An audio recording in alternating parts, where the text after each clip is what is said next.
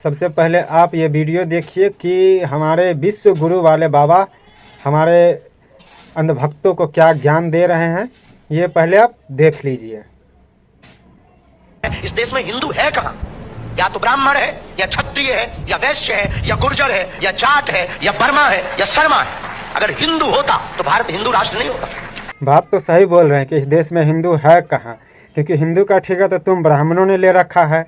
जो जात पात भेद भाव सारा चीज़ तो तुम ब्राह्मण करते हो, और उसके बाद बोलते हो हिंदू है कहाँ। हिंदू को बांटने वाला कौन? मनुस्मृति। और उसमें उसके बाद लागू करने वाला कौन? ब्राह्मण। कि सबसे श्रेष्ठ ब्राह्मण हो गया, चाहे वो साला मूर्ख का है ना हो, लेटरिन साफ का है ना करता हो, आगल पागल क्यों ना हो, लेकिन वो जात से अगर ब्राह्मण है तो सर्वश्रेष्ठ हो गया। बाकी जात कितना भी होशियार हो बेवकूफ़ी रहेगा। तो सारा हिंदुओं का ठेका तो तुम ब्राह्मण और तुम जैसे ढोंगी बाबा ले रखा है। तो कहाँ से इस देश में हिंदू बचेगा? हिंदू रहने लायक तुम लोग छोड़ेगा तब हिंदू रहेगा ना इस देश में। अभी और सुनिए बाबा क्या क्या बोल रहे हैं, अभी और थोड़ा सा सुनते जाइए। हिंदू होता तो हिंदुओं की आस्था का प्रतीक रामायण को जलाया जाता। अगर हिंदू होता तो हिंदुओं के रहते हिंदुओं की पार्टियां हैं इस देश में गाय माता काटी जाती, बूचड़ खाने चलते। हिंदू होता। अब ये भाई साहब आ गए गाय पर, बूचर खाने पर।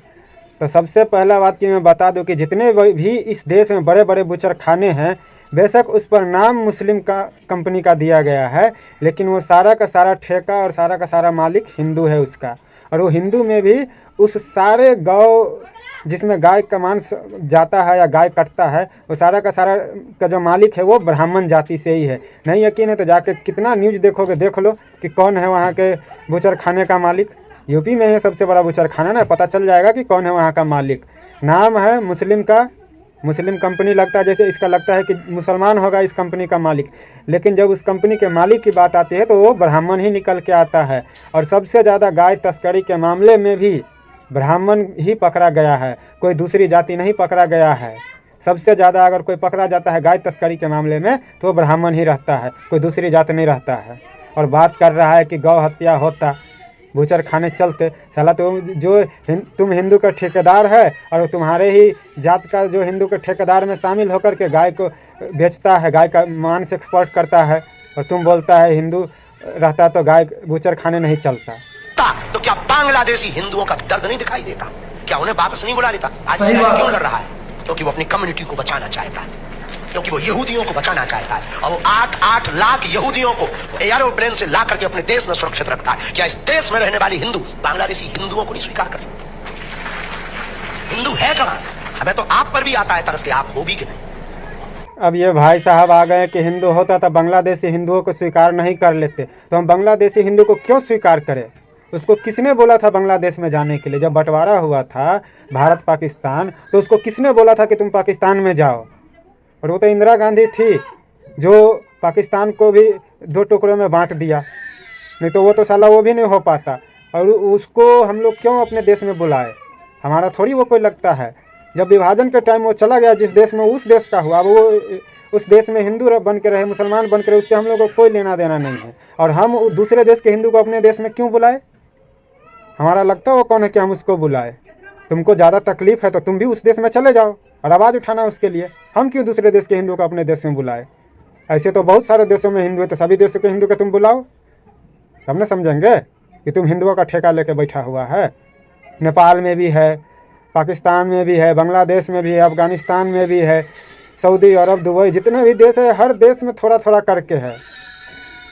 जाओ सब जगह से बुला करके लाओ। तुम तो ठेकेदार हो ना, और तुम्हारे जात ही ठेकेदार है हिंदुओं का, तो बुला के लाओ तुम वहाँ से। हिंदू को क्यों नहीं अपनाते हैं? बांग्लादेशी हिंदू नहीं है तो उसको हम क्यों अपना? विभाजन के टाइम वो जहाँ चला गया वहाँ का हो गया, अब यहाँ का कोई नहीं है वो।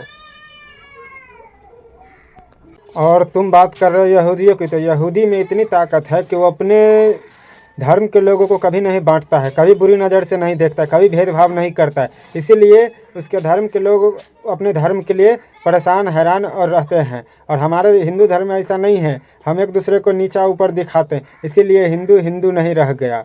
और तुम बात करते हो कि यहूदी में एकता है। यहूदी एकता बनाने के लिए कुछ भी करता है, लेकिन तुम ठेकेदार, हिंदुओं के ठेकेदार, हिंदू को तोड़ने के लिए कुछ भी कर जाते हो। यही फ़र्क है दूसरे धर्म में और हिंदू धर्म में।